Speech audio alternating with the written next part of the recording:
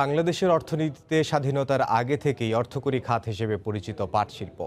পুরনো এ খাতকে সমৃদ্ধ করতে হলে বহুমুখী পাট পণ্য তৈরি ও গবেষণায় জোর দেওয়ার দাবি ব্যবসায়ীদের।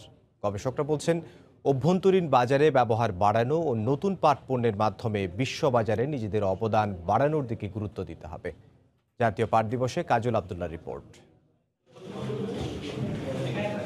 ৮০ দশকের শুরু থেকে শিল্পের নানা পরিবর্তনে পাটের ব্যবহার কমতে থাকলেও এক দশক আগে থেকে পাট দিয়ে বৈচিত্র্যময় পণ্য তৈরির ফলে দিন দিন চাহিদা বাড়ছে বিশ্ব দরবারে। পরিবেশ বান্ধব দেশ গড়ে তোলার লক্ষ্যে পাটের কাঁচামালের পরিবর্তে বিশ্ববাজারে বহুমুখী পাট পণ্যের ব্যবহার বৃদ্ধি পাচ্ছে প্রতিনিয়ত।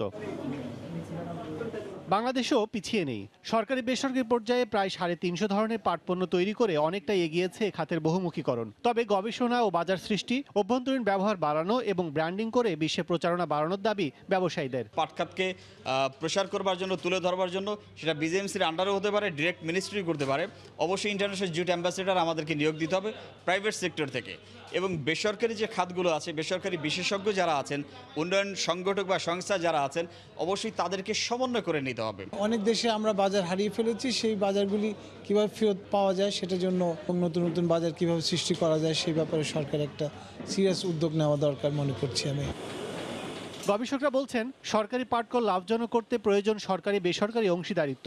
পাটকল কর্পোরেশনের সম্পদ সঠিকভাবে ব্যবহারের পরামর্শ দেন তারা। বিজিএমসি তার এই যে কার্যক্রম, এতগুলো মিল চালিয়ে সেখানে বাড়তি যে ব্যয় দিতে হচ্ছে, ফিক্সড কস্ট দিতে হচ্ছে, অপারেশনাল কস্ট দিতে হচ্ছে, কিন্তু সেখানে উৎপাদন সেভাবে নেই। বেসরকারি খাতকে গুরুত্ব দেওয়া, ছোট আকারের মিলকে গুরুত্ব দেওয়া।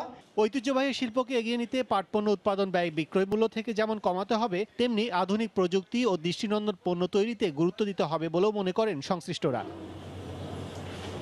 কাজল আব্দুল্লাহ, সময় সংবাদ, ঢাকা।